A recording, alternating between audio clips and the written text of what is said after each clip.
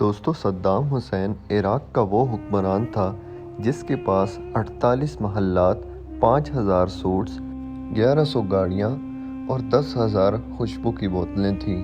دوستو یہی نہیں، صدام حسین نے اپنی مونچھوں کو رنگنے کے لیے 12 ماہرین کی ٹیم ہائر کی تھی۔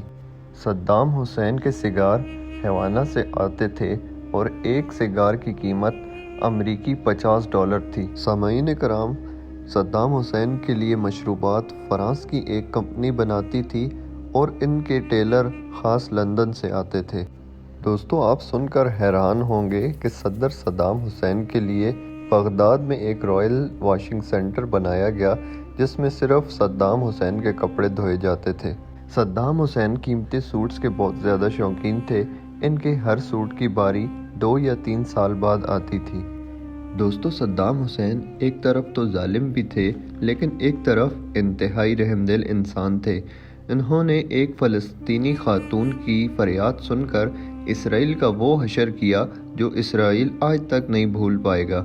صدام حسین وہ مجاہد تھے جن کی ایک آواز پر یہودیوں کے پیروں کے نیچے سے زمین نکل جاتی تھی۔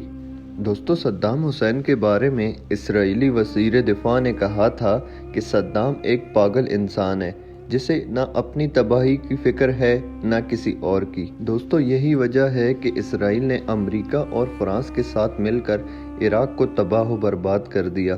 دوستو ویڈیو میں آگے بڑھنے سے پہلے آپ سب حضرات سے گزارش ہے کہ ہمارے اس چینل کو سبسکرائب کر دیں، ویڈیو کو لائک ضرور کریں تاکہ ہماری نئی آنے والی ویڈیو آپ کو بر وقت مل سکے۔ سامعین کرام، صدام حسین اسرائیل کے لیے ایک خوف اور خطرے کی علامت تھی جس کا ثبوت صدام حسین نے اسرائیل کو کئی بار بھیانک انداز میں دیا۔ دوستو ہوا کچھ یوں کہ ایک پریس کانفرنس میں ایک فلسطینی خاتون نے روتے ہوئے صدام حسین سے فریاد کی کہ اسرائیلی فوج نے اس کی جوان بیٹی کے ساتھ زیادتی کی ہے اور زیادتی کرنے کے بعد اس لڑکی کو بے رحمی سے قتل کر دیا۔ دوستو یہ عورت بلک بلک کر رو رہی تھی کہ ہمارا کوئی پرسان حال نہیں اور تم لوگ یہاں عیاشیوں میں اس قدر مشغول ہو کہ اپنے مسلمان بہن بھائیوں کی فریاد سنائی نہیں دیتی۔ مظلوم عورت کی فریاد پر صدام حسین کافی دیر تک روتے رہے۔ جب ان کی طبیعت سنبھل گئی تو انہوں نے اپنی فوج کو حکم دیا کہ کل صبح کا سورج اسرائیل نہیں دیکھ پائے گا۔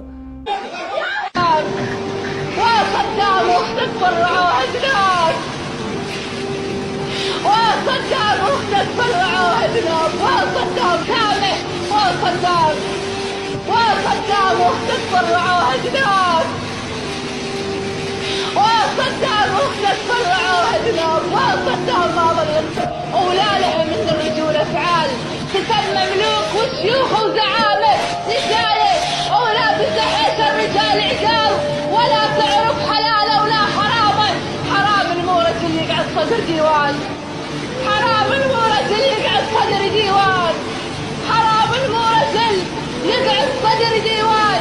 ومن واضح كلامي وفي ختامه وصدام واختف الرعاة ناس وصدام واختف والله لا ان شاء الله النار تاكل نص اسرائيل۔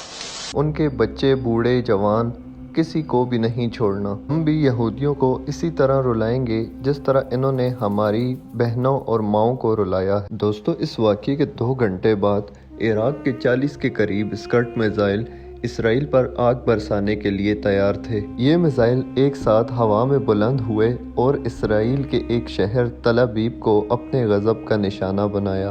اسرائیل کے اس شہر میں قیامت زہرا کا منظر تھا اور ان 40 میزائلوں نے اسرائیل کے اس شہر کو تباہ و برباد کر کے رکھ دیا، جس کے نتیجے میں ہزاروں کی تعداد میں یہودی جہنم واصل ہوئے۔ اس واقعے کے بعد اسرائیل نے یہ خبر جاری کی کہ اس حملے میں صرف اور صرف 7 لوگ جاں بحق ہوئے، حالانکہ ایسا نہیں ہے۔ تل ابیب ایک گنجان آباد شہر ہے اور 40 کے قریب ان میزائلوں نے بہت زیادہ تباہی کی، لیکن اسرائیل نے اس واقعے کو دنیا سے چھپائے رکھا اور تل ابیب شہر میں کرفیو نافذ کر دیا۔ یہاں کسی شخص کو باہر سے اندر جانے کی اجازت نہیں دی گئی۔ جس کی وجہ سے باہر کی دنیا کو ایکچوئل نقصان کتنا ہوا اس کا اندازہ نہیں لگایا جا سکا۔ دوستو کہا جاتا ہے کہ جب پہلا عراقی اسکٹ میزائل اسرائیل میں بلاسٹ ہوا تو اسرائیل کے وزیر دفاع ڈر کے مارے بے ہوش ہو گئے۔ دوستو اس واقعے کے بعد امریکہ نے اسرائیل کو بہت زیادہ سپورٹ کیا، لیکن اسرائیل نے کسی قسم کی مزاحمت کرنے سے انکار کر دیا اور عراق سے بدلہ لینے کی جرات نہ کر سکا۔